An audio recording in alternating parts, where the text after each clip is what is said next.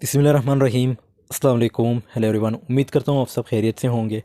आज जो हमारा टॉपिक है that's about literary devices and poetic devices in English.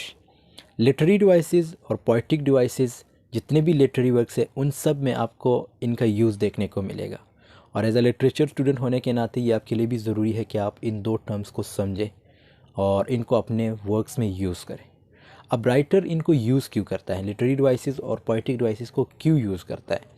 इसकी मेन वजह ये है कि अपनी राइटिंग को और रिच बना सके, इन्हेंस कर सके, अपने रीडर्स को इंगेज कर सके और रीडर्स को अट्रैक्ट कर सके अपने राइटिंग की तरफ, तभी वो लिटरेरी डिवाइसेस और पोएटिक डिवाइसेस का यूज़ करते हैं।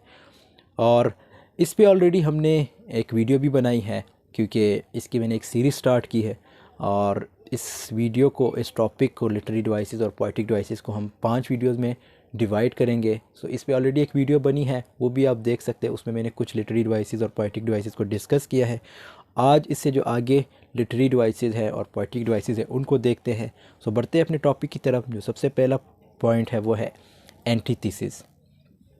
Antithesis places two contrasting and polarized sentiments next to each other in order to accent both. So antithesis जो है ये भी कंट्रास्टिंग सेंटेंसेस हो सकते हैं, और इसमें इन सेंटेंसेस में सेंटिमेंट्स होते हैं। कंट्रास्टिंग से मुराद यहाँ पे जैसे हमारे पास एग्जांपल है, one small step for man, one giant leap for mankind. ये किसने कहा था? नील आर्मस्ट्रॉन्ग ने। सो अब ये जो है इन सेंटेंसेस का एक्सेंट भी बिल्कुल सेम होता है, और ये कंट्रास्टिंग सेंटेंसेस होते हैं। कंट्रास्टिंग एलिमेंट्स या कंट्रास्टिंग सेंटिमेंट्स इसमें आपको देखने को मिलते हैं। तो ये एंटीथेसिस होते हैं इस तरह सेंटेंसेस। उसके बाद है हमारे पास literary device that has conceit. A conceit is essentially an extended metaphor which you think about it. It's kind of stuck up to have a fancy word for an extended metaphor. So a conceit is pretty conceited, don't you think? अब conceit जो है ये, अगर आप लोगों ने metaphysical poetry पढ़ी हो उसमें जो है इसका यूज़ आप लोगों ने देखा होगा। ये जॉन डन जो है इसका यूज़ करते थे।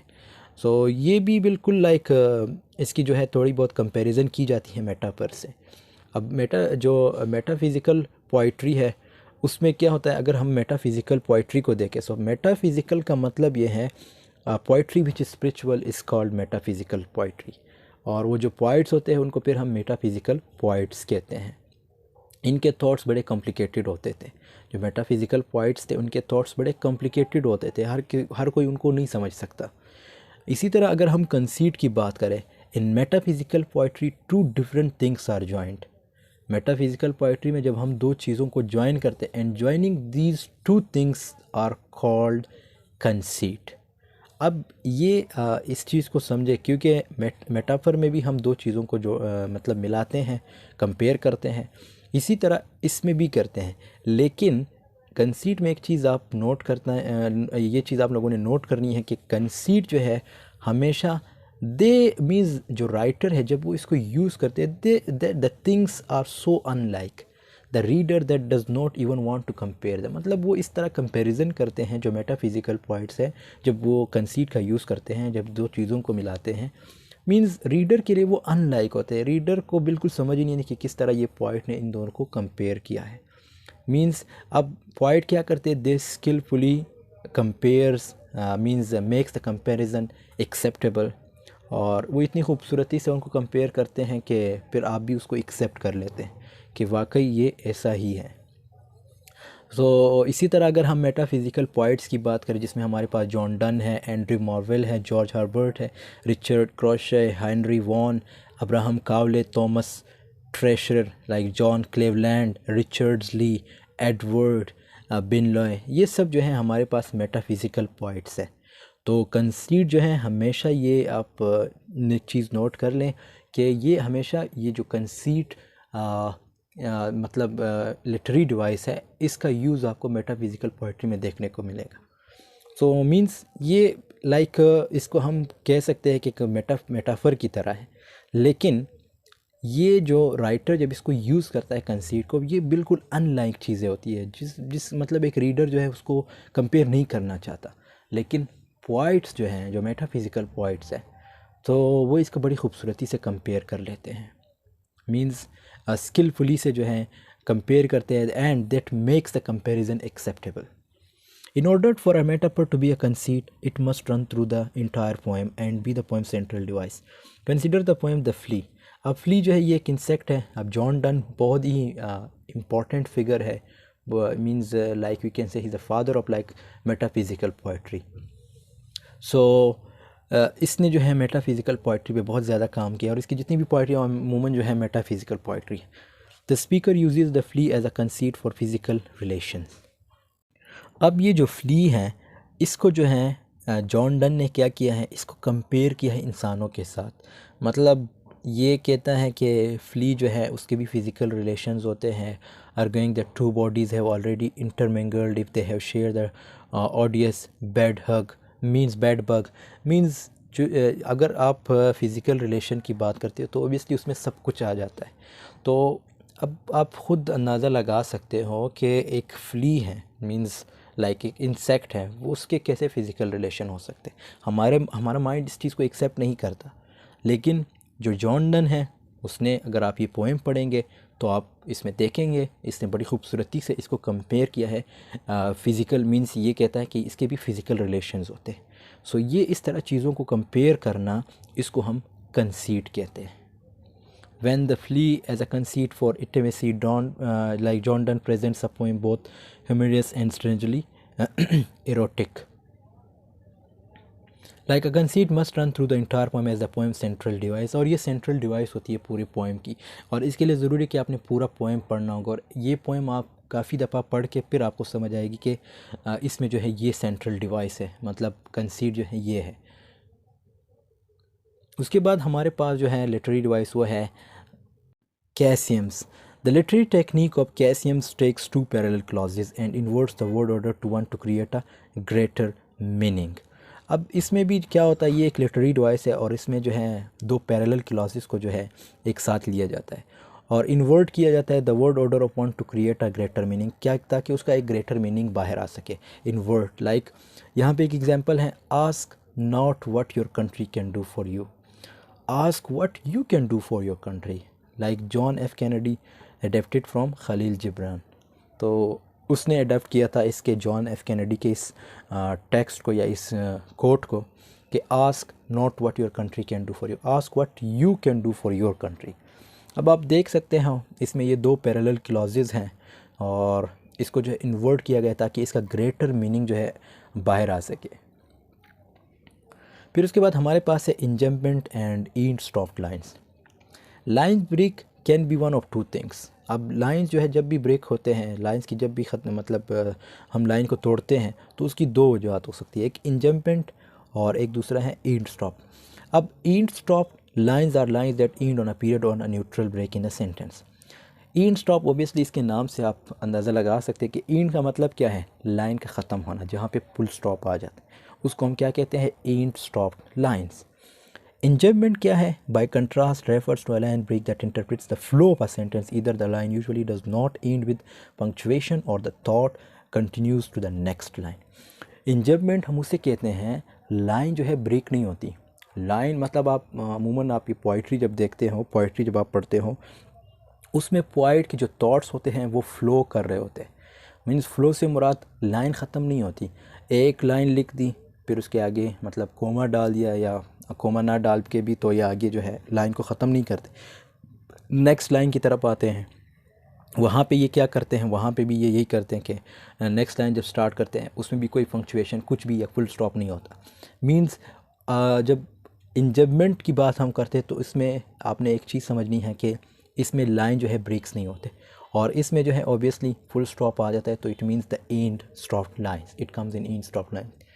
और ये अमूमन आप जितने भी पोइट्री है जैसे जॉन डन की या ये पाकिस्तानी जो पोइट है तौफीक रफ़त की जितनी भी पोइट्री है उसमें आप अमूमन ये देख सकते हैं. फिर उसके बाद कॉन्सोनेंट्स एंड एसोनेंट्स. जब भी सी आ जाए तो it means we are talking about consonants और जब ए आ जाए so we are talking about vowels. Alliteration refers basically to the sounds at the beginning. अब एलिट्रेशन में क्या होता था कि जो साउंड्स है मीन्स जो लेटर्स है वो सेम होते हैं बिगनिंग में, लाइक पीटर फिकर, तो इसमें पी जो है रिपीट हो रहा है, ये एलिट्रेशन होते हैं. अब consonants and assonance refers to the sounds within the words. अब कॉन्सोनेंट का भी यही मतलब है, कॉन्सोनेंट में भी यही होता है, ठीक है। Technically alliteration is a form of consonants और एसोनेंट्स। ये एक फॉर्म है, जो इलिट्रेशन है ये खुद एक लिटरेरी डिवाइस है।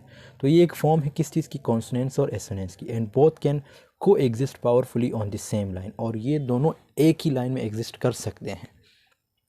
Consonants refers to a consonant sounds whereas assonance refers to vowel sounds। अब यहाँ पे हमारे पास एग्जाम्पल हैं, tiger tiger burning bright in the forest of the night, what immortal hand or eye could frame the fearful symmetry, William Blake the tiger. अब ये पूरी इसकी एक एक्सप्लेनेशन है, ये आप लोग देख लीजिएगा। इसमें आप लोगों को कॉन्सोनेंट्स और एसोनेंट्स भी देखने को मिलेंगे और इलिट्रेशन का यूज़ भी देखने को मिलेगा।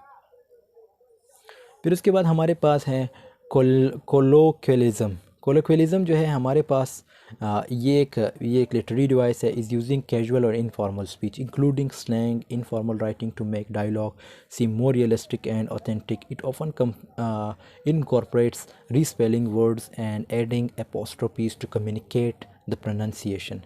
Like colloquialisms, ये इसकी दूसरी definition है, are expressions, words, phrases that are used in informal everyday speech including slang।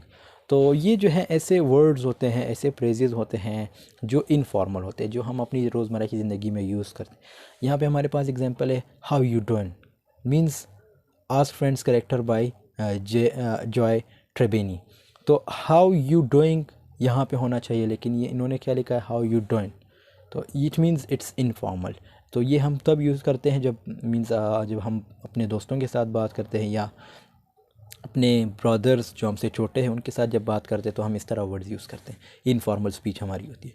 यहाँ पे और भी है, जैसे bamboozle means to deceive, gonna means going, I am gonna play football in the ground, so it means I am going to play football in the ground. So इस तरह word जैसे be blue means to be sad, bugger off, go away, over yonder, over there, da bomb, the best. आप किसी को ये भी कह सकते हैं, you are the da bomb means you are the best. So it means it's informal word. Epigraph, epigraph क्या होता है? एपिग्राफ आप अमूमन देखते हैं यहाँ पे, अगर हम ये जो तौफीक रफ़त की पोएम है, तौफीक रफ़त की पोएम अगर आप लोगों ने ये पढ़ी होगी, रिफ्लेक्शंस, रिफ्लेक्शन के स्टार्ट में कुछ लाइंस लिखे हैं जो कि बुद्धा के लाइंस हैं। सो बुद्धा जो कि एक मीन्स इसके मानने वाले आज भी मौजूद है दुनिया में, जैसे चाइना, इंडिया, और इवन इसके जो मंदिर हैं, जो चीज़ें हैं, वो आज भी पाकिस्तान की टेक्सला वगैरह में पड़े हैं। सो ये जो रिफ्लेक्शन पोएम है, उसके स्टार्ट में जो लाइंस लिखी होती हैं, ये जो आप किसी और से बारो करते हो इस तरह लाइंस को या कोट को, तो उसको एपिग्राफ कहते हैं। अब इसके डेफिनेशन क्या है? An epigraph is an independent pre existing quotation. ये कोटेशन होती है, ठीक है, that introduces a piece of work typically with some thematic or symbolic relevance, like he who makes a beast of himself gets rid of the pain। अब ये जो है lines, ये किसने किए हैं? A quote by Samuel Johnson is the epigraph that open hunters as Thompson's Fair and Looting in Las Vegas, a novel that deals largely with substance abuse and escapism। अब ये जो लाइंस है, he who makes a beast of himself gets rid of the pain of being a man, तो ये lines किसके हैं? Samuel Johnson के। और किसने बारो किए हैं, किसने अपने नावल में यूज़ किए हैं? ये थॉमस ने, ठीक है, थॉमस ने यूज़ किए हैं। तो इसको जो है एपिग्राफ कहते हैं, और ये अमूमन आप पोइट्री में देखते हो। इवन ये जो नावल है वापसी सिद्धवा का, ice candy man, ice candy man के स्टार्ट में भी कुछ लाइंस हैं। वो लाइंस किसके हैं? अल्लामा इकबाल के हैं। अब वो क्या कहलाते हैं? एपिग्राफ कहलाता है, क्योंकि उन लाइंस जो हैं, वो लाइंस किस से लिए गए हैं? अल्लामा इकबाल की पोइट्री से लिए गए हैं। और किसने यूज़ किए हैं? वापसी सिद्धवा ने यूज़ किए हैं। तो बाकी वर्क तो वापसी सिद्धवा का होता है, लेकिन वो जो स्टार्ट में लाइंस होते हैं वो एपिग्राफ होते हैं। उसके बाद हमारे पास है नेक्स्ट लिटरेरी डिवाइस, वो है ekphrases। Ekphrases refers to poem or story that is indirectly inspired by another piece of art. Like ekphrastic literature often describes another piece of art such as the classic like Ode on a Grecian urn। ये एक ऐसी poem या एक story होती है जो directly inspire होती है किसी अनदर पीस ऑफ आर्ट, किसी और आर्ट से। अब इसकी बेस्ट एग्जांपल क्या है, odd on a Grecian earn. अब इसमें क्या होता है, ये किसने लिखी है, जॉन कीट्स ने। तो जॉन कीट्स ने क्या इसमें क्या कहा है भाई, इसमें ये होता है कि ये जब ग्रीक चले जाते तो वहाँ पे जब वो आर्ट देखते हैं तो वहाँ की जो एक पेंटिंग, मतलब एक जगह चले जाते हैं वहाँ वो कुछ चीज़ें पड़ी होती है वहाँ पे, मींस उस चीज़ों पे पेंटिंग ड्रा होती है।